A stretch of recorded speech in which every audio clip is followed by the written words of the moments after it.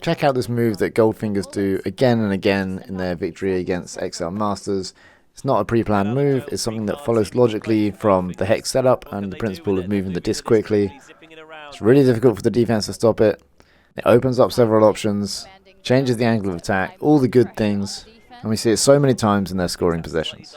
They pass the disc backwards on stall 0, not on stall 1, so they don't look downfield at all, not on stall 5, so they don't look for yards for 5 seconds. It's on stall 0 before they've even turned downfield, using the negative yards and the free space in the backfield to keep the flow going and continue building their attacks. This move happens so much because when the hat cuts under, they're going to be moving towards one of the back players, and when the disc is passed, it's very easy and natural for that back player to move and get the disc in their hands, and usually have another option to pass to. This move also works in vertical stack offense. You can see Ravi here at the same tournament running a nice flick give go, getting the disc back, but there's a couple of main differences. One, there's no player occupying the continuation space as there would be in hex, so in this instance the flow stops. And secondly, the distances between the thrower, the space downfield, and the dump are slightly different, so the dump can often be further away, which would make it easier for the defense to stop the return pass. In this instance, the good technique on the throw makes up for that, as Ravi's able to cover quite a long distance in order to get the disc back.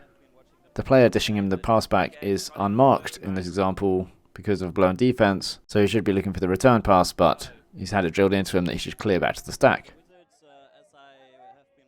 In hex, the increased connections and the equal spacing between all the players make the continuation option more often viable and quite often unpredictable because the continuation player is already in a viable spot and can therefore move in any direction to receive a pass. Is this the most effective move in hex at the moment?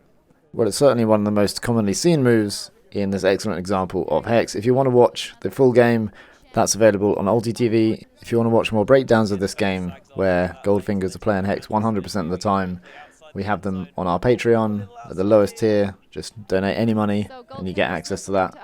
It includes a compilation of all of their turnovers and my analysis of the causes of them, and also a 9-minute video of all their possessions which ended in goals.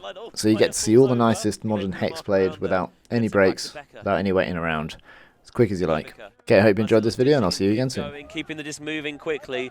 Often the freest player is the player who's just unleashed the disc, and Goldfinger seems to be using that effectively, and that's a lovely throwing the receiver open there, just putting it into that space.